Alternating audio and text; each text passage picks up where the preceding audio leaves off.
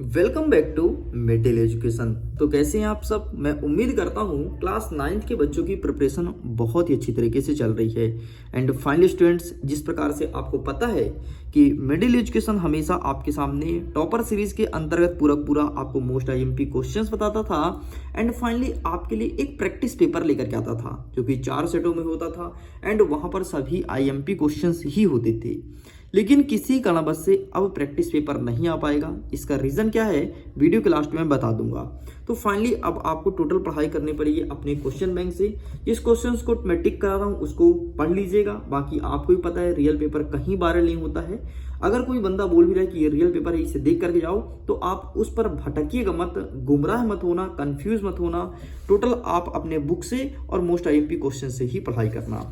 Okay तो देखिए students, यदि मैं मोस्ट आईएमपी क्वेश्चंस की बात करूं तो अध्याय नंबर 1 से लेकर के और अध्याय नंबर हमने 8 तक सारे के सारे चैप्टर के मोस्ट आईएमपी क्वेश्चंस कवर किया है। इस वीडियो में हम कवर करेंगे अध्याय नंबर 10, वृत्त से कौन कौन से क्वेश्चन देखने को मिलता है। आप देख सकते हैं आपके सामने जो पुस्तक है वो 2023 का है, लेकिन 2023 और 24 का सेम पुस्तक है, मतलब सेम क्वेश्चन बैंक है, इसलिए कोई ज्यादा डिफरेंस नहीं है। तो आप कंफ्यूज मत होना कि सर आप 2023 का दिखा रहे हैं, हमारा तो 24 में एग्जाम है। टेंशन की कोई बात नहीं है, जितना बोलता हूं उतना करते जाइएगा। बाकी मॉडल क्वेश्चन पेपर शायद ही यूट्यूब पर अपलोड हो, तो इसके लिए आप सिंपल सा पीडीएफ को जरूर डाउनलोड कर लेना। पीडीएफ का लिंक आपको दे दिया जाएगा वीडियो के डिस्क्रिप्शन बॉक्स में। इतना ही नहीं, आपको दे दिया जाएगा व्हाट्सएप और टेलीग्राम के ग्रुप में भी। देखिए सीधा जंप करते हैं अध्याय नंबर 10 वृत्त की तरफ और देखते हैं वृत्त से किस प्रकार से आएगा। तो 6 नंबर का टोटल आ रहा है, 1 नंबर की 2 क्वेश्चंस और 4 नंबर का 1 प्रश्न।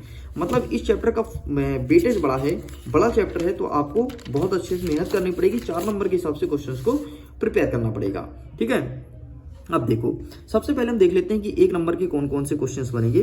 तो सबसे पहले समझिए कि वृत्त क्या होता है। ये जो सर्कल बना है ना बेटा, इसे कहते हैं वृत्त। क्या कहते हैं? ये जो सर्कल बना है इसे कहते हैं वृत्त। एंड सेंटर पे जो है, ठीक है, जो सेंटर पे है उसे कहते हैं केंद्र। ठीक है, इस चीज को ध्यान रखिएगा, जो सेंटर पे है उसे कहते हैं केंद्र। और सेंटर से लेकर के और वृत्त के यहां तक की कोई रेखा खींची जाए उसे कहते हैं त्रिज्या। जैसे ओ से लेकर के पी तक ये आपकी त्रिज्या हो गई। ठीक, इस चीज को ध्यान रखिएगा। एंड ओ से लेकर के पी तक और ओ से लेकर के यहां तक अगर कोई रेखा खींच दें, मतलब एक वृत्त का आपका स्पर्श कराएं और दूसरे वृत्त से स्पर्श कराएं, तो इसे कहेंगे व्यास। ठीक है, ध्यान रखिएगा, इसे कहते हैं व्यास। मैं लिख देता हूं, व्यास कहते हैं। और व्यास क्या है? त्रिज्या होती है, मतलब यहां से लेकर के यहां तक आपकी त्रिज्या हो जाएगी। ठीक, इस चीज को ध्यान रखिएगा, बहुत बेसिक चीजें पूछता है एग्जाम में। और जो बीच में है उसे कहेंगे क्या? उसे कहेंगे बिंदु। ठीक है, और जो आपका एक खंड बना ना, समझिए कि ये बना, ये बना, ये बना, ये जो खंड बन गए इसे कहते हैं त्रिज्य खंड। क्या कहते हैं? त्रिज्य खंड, त्रिज्य खंड। बस इतना आप ध्यान रखिएगा, ये एग्जाम में देखने को मिलेगा। ठीक है जी, बस यहां से क्वेश्चन 1 नंबर का बनेगा, बाकी कुछ नहीं बनेगा। अब देखो अभ्यंतर किसे कहते हैं? तो वृत्त के अंदर वाले भाग के अभ्यंतर, बाहर वाले भाग को बहिर्भाग कहते हैं। बस इतना आपको ध्यान रखना है। चलिए जी, यहाँ पे लिखा है वृत्त का चाप। तो वृत्त के एक सतत भाग को वृत्त का चाप कहते हैं। वृत्त की जीवा देखिए, तो वृत्त को 2 बिंदुओं से मिलाने वाले रेखाखंड को वृत्त की जीवा कहते हैं। ठीक है, वृत्त का व्यास देखिए, तो वृत्त के केंद्र से जाने वाली जीवा को वृत्त का व्यास कहते हैं। एंड यहाँ पर कई सारी चीजें लिखी गई हैं जिसे आप देख सकते हैं। बाकी यहाँ से क्वेश्चंस जितना आएगा मैंने समझा दिया। ठीक, अब आगे बढ़ते हैं और यहाँ से कुछ क्वेश्चंस को टिक कर लेते हैं कि एग्जाम में किस किस प्रकार से देखने को मिलेगा। तो देखिए प्रश्न नंबर 4 कहता है पार्श्व चित्र कोण बी का मान निकालना है। तो ये आपके एग्जाम में देखने को मिलेगा, तो इसे अच्छे से प्रिपेयर कर लीजिएगा। ठीक है, बाकी यहाँ से कोई क्वेश्चंस नहीं आ रहा, आप इन्हें स्किप कर दीजिए। नेक्स्ट कहता है वृत्त की सबसे बड़ी जीवा क्या होती है? तो त्रिज्या कहलाती है। तो बिल्कुल गलत है, वृत्त की सबसे बड़ी जीवा व्यास कहलाती है। ठीक है, अरे यही है व्यास। जैसे यहाँ से टच हो रहा है यहाँ तक, तो यही तो सबसे बड़ी होगी ना, त्रिज्या तो इसकी आधी हो जाएगी, तो सबसे छोटी हो जाएगी। ठीक, इस चीज को ध्यान रखिएगा। चलिए अब क्वेश्चन कौन कौन से बनेंगे 4 नंबर के हिसाब से उसको देखो। केवल हमें देखना है इस चैप्टर से 4 नंबर के हिसाब से। ठीक, ये जो क्वेश्चन है नहीं पूछेगा, कोई दिक्कत नहीं। ठीक, प्रश्न क्रमांक 15, कृषीय चक्रीय चतुर्भुज कोण ए का मान 100 डिग्री दिया है, कोण बी का मान 50 डिग्री दिया है, कोण डी का मान इतना दिया है, तो कोण सी का मान ज्ञात करना है। ये आपके एग्जाम में 100% मार्किंग होगी, इस चीज को ध्यान रखिएगा। इस प्रकार से आपको चित्र बनाना पड़ेगा और जैसे ये एंगल बोना है, एंगल वैसे ही बनाना पड़ेगा जैसे 100, 50, 130। ठीक, इस प्रकार से बनाना पड़ेगा। एंड कोण सी का वैल्यू हमें फाइंड करना है। ठीक, यहाँ पर आप देख सकते हैं, इस प्रकार से आपको सॉल्व करेंगे तो कोण सी का मान आपका 80 डिग्री आएगा। एग्जाम में 100% मार्किंग होगी, ये क्वेश्चन पूछा जाएगा। नेक्स्ट कहता है आपका 16 नंबर कहता है कि 5 सेंटीमीटर त्रिज्या वाले वृत्त केंद्र से 3 सेंटीमीटर की दूरी पर स्थित जीवा की लंबाई ज्ञात करना है। तो ये आपके एग्जाम में आएगा, तो प्लीज इसे अच्छे से प्रिपेयर कर लीजिएगा। चलिए साइड करते हैं। नेक्स्ट कहता है 21 नंबर, सिद्ध करो कि वृत्त के केंद्र से जीवा पर डाला गया लंब जीवा को समद्विभाजित करता है। ठीक है, तो ये आपको आपके एग्जाम में आएगा। ठीक है, फिर इसके बाद ये चीज आपको प्रिपेयर करनी है। Got it. नेक्स्ट कहता है आपको 22वां नंबर, सिद्ध करो कि वृत्त के केंद्र से और जीवा के मध्य बिंदुओं को मिलाने वाली रेखा जीवा पर लंब होती है। ठीक है, ये चीज बोला गया है, तो प्लीज इसे अच्छे से प्रिपेयर करना है। तो ये दिया है, सिद्ध करना है, रचना, उत्पत्ति, ये सब आपके एग्जाम में आएगा, तो प्लीज इसका भी स्क्रीनशॉट ले लीजिए। नेक्स्ट आपके एग्जाम में क्या आएगा, नेक्स्ट आएगा कि यदि एक वृत्त की जीवाओं के द्वारा केंद्र पर आंतरिक कोण बराबर हो तो जीवाएं बराबर होती है। ये एग्जाम में 100% देखने को मिलेगा, तो प्लीज इसका भी स्क्रीनशॉट ले लो, इसे भी अच्छे से प्रिपेयर कर लेना। ठीक है, ये क्वेश्चन हो गया। नेक्स्ट आपके एग्जाम में क्या आएगा कि किसी वृत्त की जीवा की लंबाई 16 सेंटीमीटर है और वृत्त के केंद्र से जीवा की लंबाई 6 सेंटीमीटर है, तो वृत्त की त्रिज्या ज्ञात कीजिए। ठीक है, तो ये एग्जाम में आएगा, तो प्लीज आप इसका स्क्रीनशॉट ले लो। ठीक है, ये पूरे देखने को मिलेगा।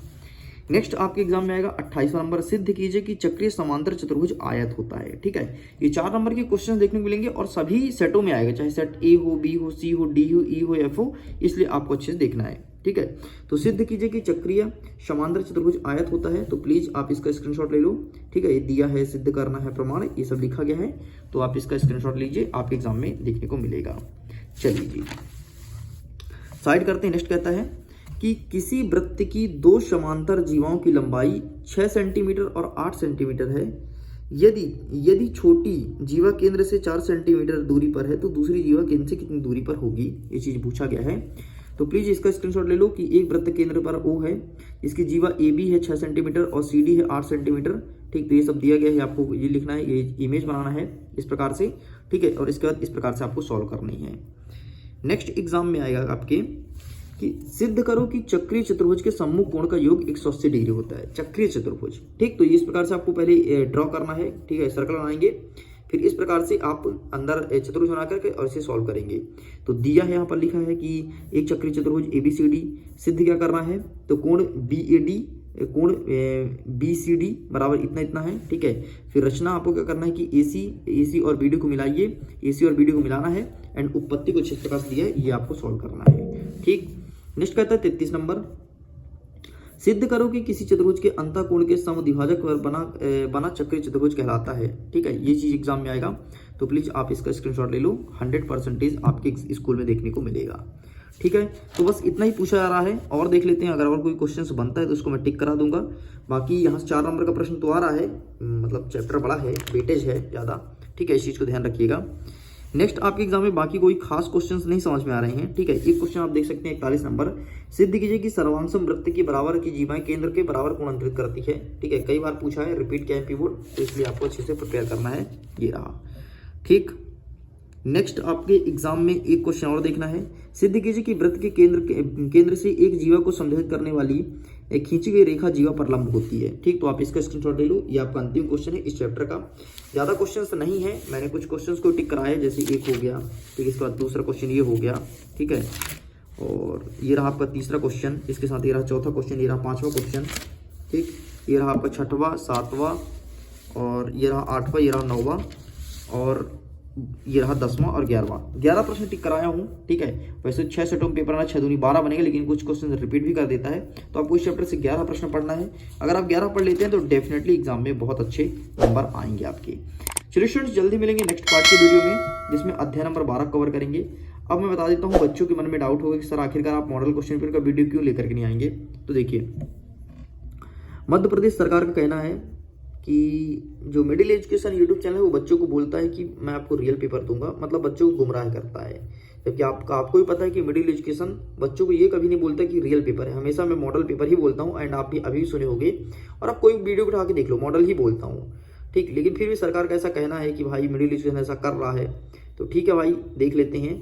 तो शायद ही मॉडल पेपर अपलोड हो, है ना, मुश्किल है मॉडल पेपर अपलोड होना, क्योंकि सरकार ही बोल रही है, तो सरकार से बढ़कर कोई नहीं है। एंड स्टूडेंट्स, मुझे आप लोग की सपोर्ट जरूरत है। प्लीज़ आप कमेंट्स में स्वयं लिख करके बताएं कि मैं रियल पेपर बोलता हूँ वीडियो में, मॉडल पेपर, और मैं क्या देता हूँ, मॉडल पेपर देता हूँ या रियल पेपर।